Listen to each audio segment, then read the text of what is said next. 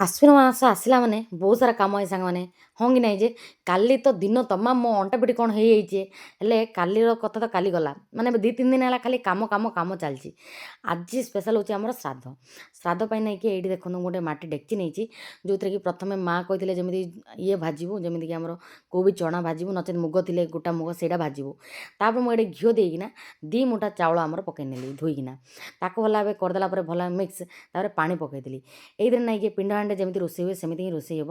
ଏଥିରେ ଯେମିତି ପିଣ୍ଡ ହାଣ୍ଡିରେ ପରିବା ପଡ଼େ ଯେମିତି ଜହ୍ନି ଝଟା ଏସବୁ ଏଇ ପରିବାଟା ହିଁ ଏଇଥିରେ ପଡ଼ିବ।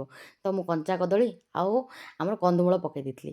ସ୍ୱାଦ ଅନୁସାରେ ଲୁଣ ଆଉ ଚିନି କିମ୍ବା ଗୁଡ଼ ମଧ୍ୟ ମୁଁ ଟିକେ ନିୟମ ଅନୁସାରେ ପକାଇଥିଲି ଭାଙ୍ଗିଲାନି କହିକି ଚିନି ପକାଇଲି। ତାପରେ କ୍ଷୀର ପାଣି ଭଲ ଭାବେ ଦେଇକି ମିକ୍ସ କରିବେ। ଯେତେବେଳେ ସବୁ ପରିବା ଚାଉଳ ସିଝିଯିବ ତାପରେ ହିଁ ଚିନି ଲୁଣ ଏସବୁ ଦେବେ ନଚେତ୍ ସିଝିବନି। ନାଇକି ଘାଣ୍ଟ ତରକାରୀ ପାଇଁ ସବୁତକ ପରିବା ନେଇଯାଇଛି ଯେମିତି କନ୍ଦମୂଳ କଞ୍ଚା କଦଳୀ ସାରୁ ଆଳୁ ଦେଶୀ ଆଳୁ ତାପରେ ଆମର ଗାଜର ଯେତିକି ପରିବା ଥିଲା ଆଭେଲେବଲ୍ ସବୁଯାକ ନେଇଯାଇଛି।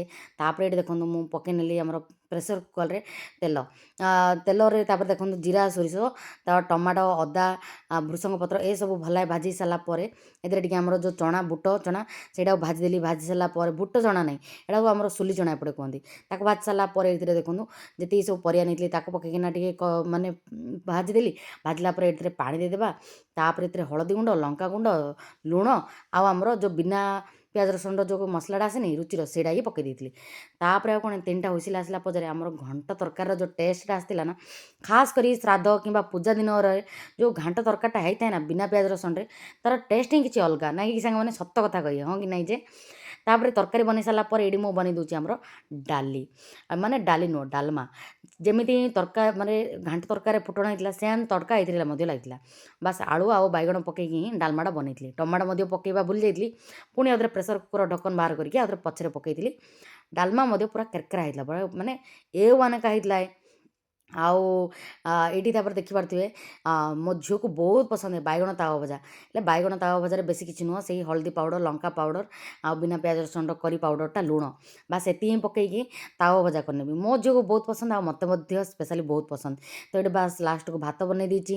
ତାପରେ ଏଥିରେ ଅଲଡ଼ି ଭଜା ଏଇଟା ମଧ୍ୟ ବନେଇଥିଲି। ତ ଆମର ବ୍ରହ୍ମପୁର ସାଇଡ଼ରେ ତ ଆମର ଅଲଡ଼ି ହିଁ କହୁ। ଆପଣଙ୍କ ସାଇଡ଼ରେ କ'ଣ କୁହନ୍ତି ସେ ପରିବାଟାକୁ କହିବେ ନିହାତି ଭାବରେ।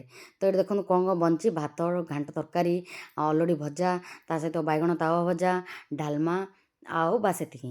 ତ ଆପଣମାନଙ୍କ ସହିତ ସବୁକିଛି ସେୟାର କରିନେଲି ଆଜିର ଶ୍ରାଦ୍ଧ ସ୍ପେଶାଲ୍ ଖାଇବା। ଆପଣମାନଙ୍କୁ କେମିତି ଲାଗିଲା ଆଜିର ଭିଡ଼ିଓଟା କହିବେ। ଯଦି ଆଜିର ଭିଡ଼ିଓ ଭଲ ଲାଗିଛି ନିହାତି ଭିଡ଼ିଓକୁ ଢେର ସାରା ଭଲ ପାଇବା ଦେଇ like share follow and subscribe କରିଦେବେ। ଆସନ୍ତୁ ବିଲକୁଲ ବି ଡେରି ନ କରିକି ଆସିକି ମିଶିକି ଖାଇବା। ଆଜି ସ୍ପେଶାଲ୍ ଶ୍ରାଦ୍ଧ ଖାଇବା ଚାଲନ୍ତୁ।